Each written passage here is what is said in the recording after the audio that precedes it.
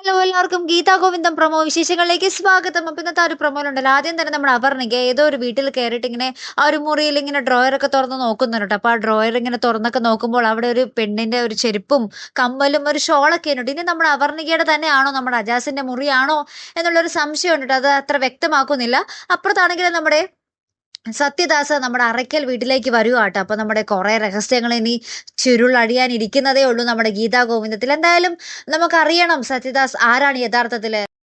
അപ്പൊ എന്തായാലും നമ്മുടെ അറക്കൽ കുടുംബത്തിലേക്ക് നമ്മുടെ സത്യദാസ് വരികയാട്ടോ. അപ്പൊ നമ്മുടെ സത്യദാസിന്റെ ആ ഒരു വരവ് കാണുന്നതോട് കൂടി തന്നെ ഏറ്റവും കൂടുതൽ ഭയപ്പെടുന്ന നമ്മുടെ രാധികാമ്മയാട്ടോ. രാധികാമ്മ അടപടലം പൊളിഞ്ഞിരിക്കുന്ന ഒരു രംഗങ്ങൾ തന്നെയാട്ടോ നമുക്ക് കാണുവാൻ സാധിക്കുന്നത്. അപ്പൊ എന്തായാലും അതിന് പിന്നിൽ ആ ഒരു മുഖഭാവത്തിൽ നിന്ന് നമുക്ക് മനസ്സിലായി രാധികാമ്മയുടെ ഒന്നല്ലെങ്കിൽ രഹസ്യക്കാരൻ അല്ലെങ്കിൽ ആദ്യ ഭർത്താവ് എന്തൊക്കെയോ ബന്ധം ഉണ്ട് നമ്മുടെ രാധികാമ്മയായിട്ട്.